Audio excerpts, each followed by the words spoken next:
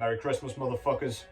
Back today with another video, and this is one I've been really excited to unleash. And it only felt right to unleash it today on Christmas Day, because this is the day that this album is actually going to be announced. I'm filming this on the 24th, so a little bit of my information, well, I'll have to leave some stuff to the imagination because I'm not certain on like a few of the release details and things, but you will probably have found that out by the time you are watching this anyway. So I'll do my best until then, and then yeah, at least it doesn't spoil anything for you, as you can kind of find some shit out for yourself. But this album is an album that I've only very briefly shown at the end of one of my videos. I believe it was my year-end list video, so anybody who watched far enough will know what I'm talking about here. This is an album that has been kind of unleashed to a very select few people already. We've heard it already, but we had to kind of keep our silence. So I'll just get straight into it. The album that I'm going to be talking about here is the Sophomore full-length album from the mighty Spider God, the UK-based Melodic Black Metal band. So this is entitled The Killing Room. And yeah, as I say, I was contacted by George of Spider God, one-man project, and was kind of told about this idea that he had. He's going to press 55 lathe-cut, clear vinyl copies of this album. It'll give us a chance to get it in advance. We'll hear it in advance through a listening party that we did. And this all happened at the very beginning of November, so we've had to keep very silent for quite a long time, and I'm well impressed everybody has completely managed to. The things that I've released so far have been kind of in cahoots with George, so he was completely aware of everything. But this album is actually going to be released today, so yeah, I figured I would kind of release this on the day, get you hyped up for it, get you hyped for any pre-orders that may be coming out, and this is what I'm talking about. I don't actually know what the release is going to be. I don't know what vinyl copies are going to be available, etc. But yeah, so this is a long anticipated album for several different reasons.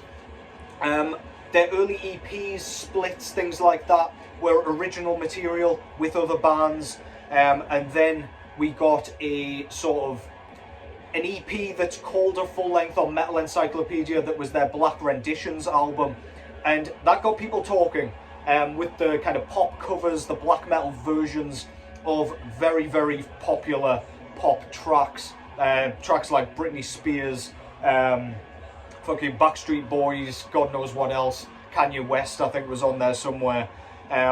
Yeah. Then we got Fly in the Trap, which was their debut full-length album, and that one really kind of blew the roof off for this band to kind of break through. Got a lot of people talking, got a lot of hype surrounding them, and rightly so. Very unusual approach to black metal, and yeah, just really got the blood flowing for this project. And then we got a bunch more kind of renditions albums. They did George did a Beatles covers album. There was a ad renditions one where it was like famous adverts, or at least UK-based adverts, in the black metal style. I think we got another black metal renditions. I could be wrong there. I can't really remember because I didn't manage to pick all these up on like a physical format. And I feel like people kind of wrote this band off a little bit as a covers band. And even I was saying, I really want some original material from this project. I think I probably said this around a month prior to getting the email from George saying, do you want one of these copies? Do you want to be part of this whole kind of clandestine thing? And yeah, immediate yes from me. So this is the actual album.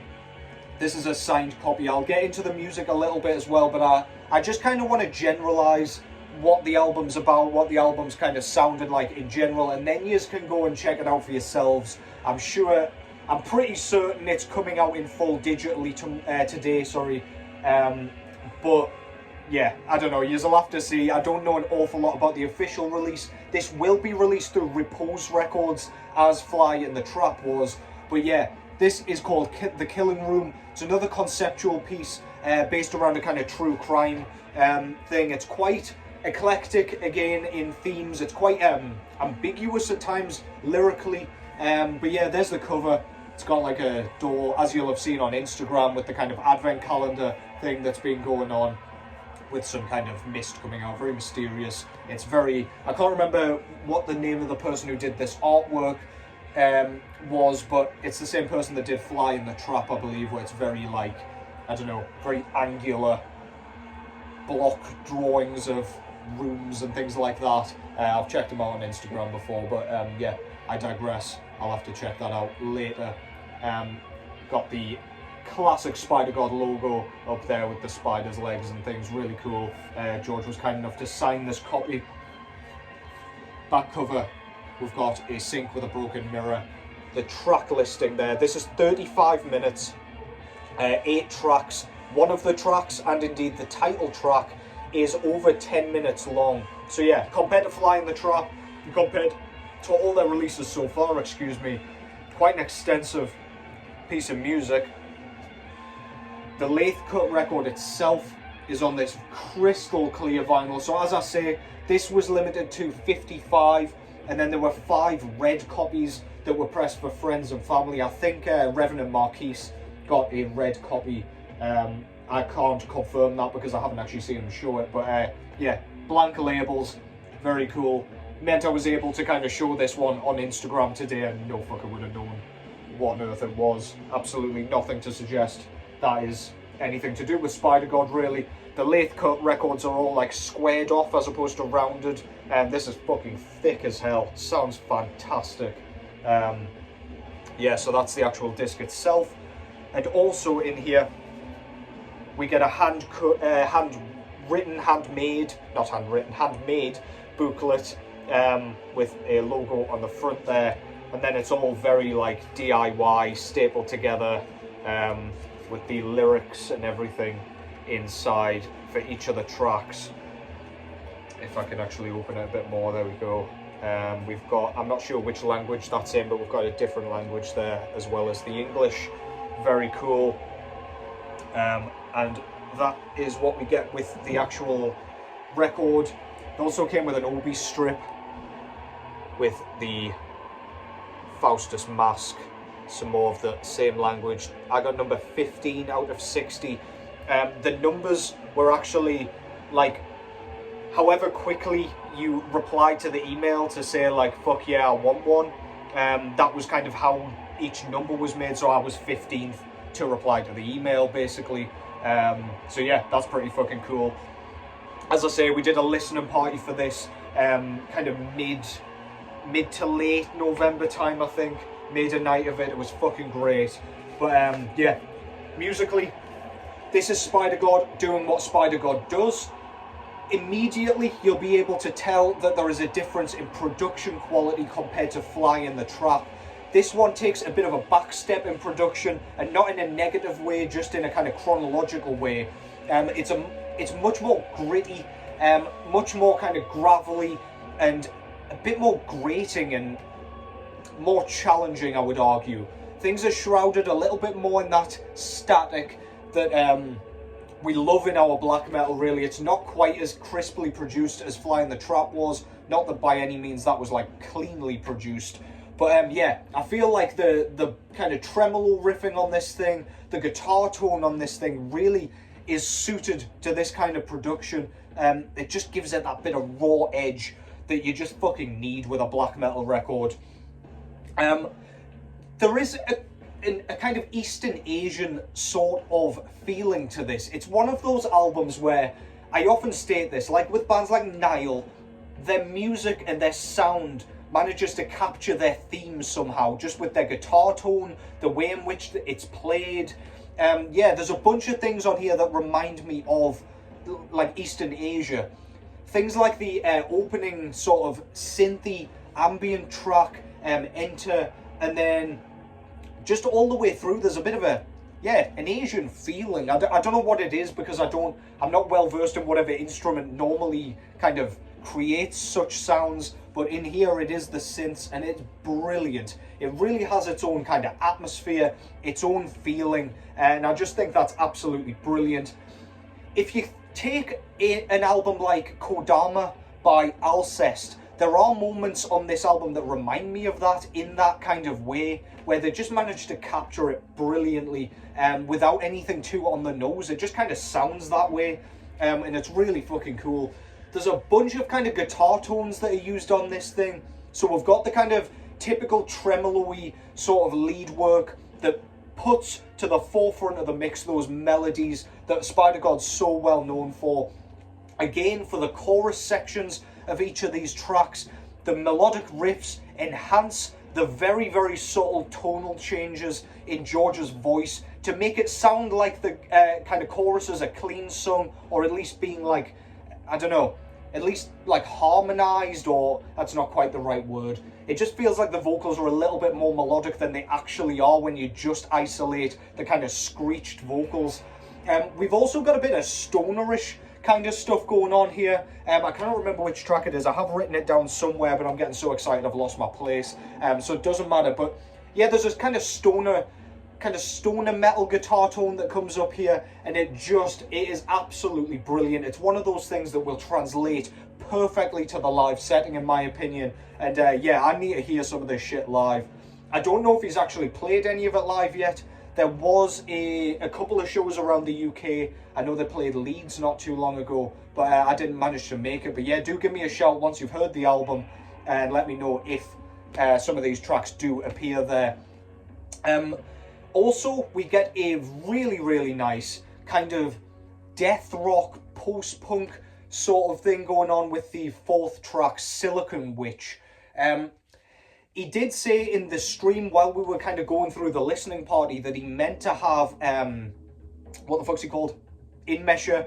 God damn, sorry dude. Inmesher out of Rope Sect do vocals on that one. So of course he's got the kind of very melancholic sort of low, clean sung vocal, but he didn't have time to kind of contact him and get him to kind of record it, because I'm sure he's a busy dude as well. But yeah, it really sounds like it's written for a Rope Sect kind of track, for the Rope Sect vocal. But I can't help but feel like the track is like, it perfectly contrasts between the screeched vocals and the melancholy of the track. It's like a really, really beautiful kind of, yeah, contrast. And I just think it's perfect, man. The only way I could have probably thought of it as getting better would be if Inmesher could have maybe done some backing vocals or something. But I honestly wouldn't have gotten rid of the kind of screeched vocals if I had the chance. So it really doesn't kind of lose anything without having Inmesher on there. By the way, massive Rope Sect fan. So George, if you're listening, just keep kind of trying to keep that collaboration going, because I love that kind of dynamic between your two styles. But yeah, I'm just saying, this sounds fucking great without them regardless. Yeah, this is just a fantastic album. Doesn't mind kind of sticking with those melodies all the way through tracks, but then we get some really neat kind of breakdown moments which are very, very cool, very abrupt, very sudden and in your face. They just kind of jump in, tear your face off without you even realizing what's happened. The melodies, of course, run the show, but yeah, it's almost like you're looking forward to those moments. You know they're coming. If you think of a band like Archgoat, where you just know those kind of groovy passages are going to come out of the kind of abyss at some point, that's pretty much what Spider-God does. It's blistering all the way through, then you get those grooves and that kind of throat-lacerating brilliance, just to kind of see you to the end of the track. There's a few tracks on here where it feels like it's building, it feels like a bit of a story, and it feels like it leaves you on a bit of a cliffhanger. It's like tension building all the way to the climax, and then it just cuts off and you're like, holy shit, what's coming next kind of thing. Something I really noticed on here is the bass work is super, super audible, and it almost has a bit of a classic rock, sort of traditional heavy metal feeling to it. There's some kind of stuff that reminds me a bit of Black Sabbath on here, on the title track specifically, where you can really hear those bass grooves. Really cool. Some of the drumming reminds me a bit of like indie rock. I don't know if that's really accurate, but that's kind of the thing I kind of get in my head when I'm hearing some of the kind of rhythms, some of the patterns that are being used here. And that's not a bad thing. It sounds really cool and really unique. It sounds like different elements are being infused with that melodic black metal that we know and love from this band. The blast beats aren't completely barbaric. They're not super blistering or anything. Quite plodding for a lot of it. But the drum work's really, really well done to kind of accentuate the vocal patterns, in my opinion.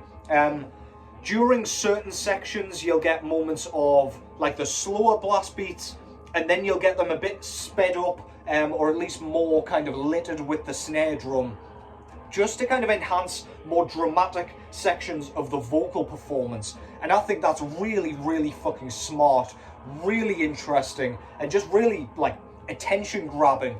George is a fucking master at doing this, and I'm not just being biased. Honestly, I struggle to think of an extreme metal band that manages to use melody quite like this. It's why the Black Rendition stuff worked so well. Like, it made you realize how good some of those pop tracks actually are and how well written they are, even if you don't like the style or the sound. Spider God just kind of came through and just said, here, they're great. Look at what I've just done with them. Just completely like spruced them up and made them great. And if you like those albums, this is really, really just brilliant. It's well worth your time. It's original material, yes, but there's still that kind of pop structuring going on where we've got verse, chorus, verse, bridge, and then outro kind of thing. Very, very kind of, measured and almost regimented, which is, again, just well structured, well arranged, and really, really brilliant. No, like, extra features or anything to speak of on this one, to my knowledge. It's all just Spider God's work, so the vocal performance is pretty much what you'd expect all the way through. It's those gritty screams, but yeah, this is a brilliant, brilliant return to form. Not that they went off form, but we didn't really get as much of the kind of original material, and this will not disappoint you. In fact, the more I listen to this, the more I'm getting closer and closer to preferring it to Fly in the Trap. Although Fly in the Trap definitely had the thematic edge for me. Things like that really, really kind of grip me. The like ambiguous mystery of that crime, kind of true crime sort of theme, that really, really grip me, and the lyrical themes grip me a ton. I'd quite like to put forward not a suggestion necessarily, because my guy knows much more about what's going on than I do, but I'd love to see an album based around the Dyatlov Pass incident. If yous know about that, then yous know why.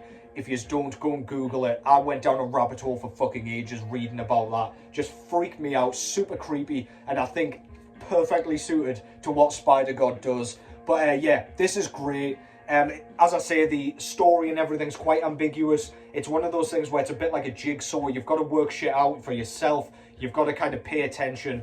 And the kind of music fits that, as I say, with the tension building, the construction of atmosphere. And can't say enough good things about him, man. I'm going to stop ranting and raving about it right there, because I want you to go and check it out yourselves. There's a really cool kind of almost horror film, almost reminds me of Terminator 2 style outro, which is called Re-Enter as well. Did I say intro or outro? I meant outro. Please go and check it out. Please pay attention to the whole thing. You'll miss little Easter eggs here and there. There were Easter eggs that I've missed as well, for sure. This thing's like just a massive mystery from beginning to end. And if you were a fan of his previous work, please don't pass this up. There will be cassette versions. I don't know about like vinyl copies or anything. Repose Records will kind of announce all that shit to like on the 25th. I keep wanting to say tomorrow. Today, as you are watching this. But this is absolutely fabulous. If you've written them off as a covers band, please do not, because this is fantastic. If you like outside of the norm, against the grain black metal, especially with a ton of melody, please go and check that out. Go and buy something. Go and support this project. George is such a nice guy. He's such a great musician, and he's so passionate about this stuff. He's obviously put a ton of thought into this, and indeed into the kind of advent calendar and how he was going to announce it and everything like that. So yeah, go and kind of reward his hard work, basically, because that's what you want in your musicians: passion, talent, and just an undying love for making unusual, unique as fuck music. And Spider God sits right at the forefront of that pack for me. That's Spider God with The Killing Room. Go and check that out. That will be released today on Repose Records. And yeah, this vinyl pressing is absolutely spectacular as well. I'm absolutely over the moon to have a copy so early, to kind of be in the chat room and things like that with everyone else who has gotten their copy as well. But yeah, for now, go and listen to it. I believe it'll be on Bandcamp very shortly, if not right now. So yeah, go and check it out. Spider God, The Killing Room. Been dying to talk about that shit. So there you have it. I've spilled the beans, and I feel like a weight's been lifted off having to keep this thing fucking zipped. But yeah, can't say enough good things about this. As I say, go and check it out. And yeah, hope you're having a wicked Christmas as well. Open plenty of presents. Hope your family love theirs as well. Enjoy your eating and drinking and merriness and watching shite on TV. Just have a brilliant time. I'll probably be back before the end of the year. I'm not quite done yet because I've got a bunch of time off after Christmas as well. I go back to work on the 30th, so I might slow down around then. But regardless, stay safe, take care as always, Merry Christmas, motherfuckers, and I'll catch yous in the next one.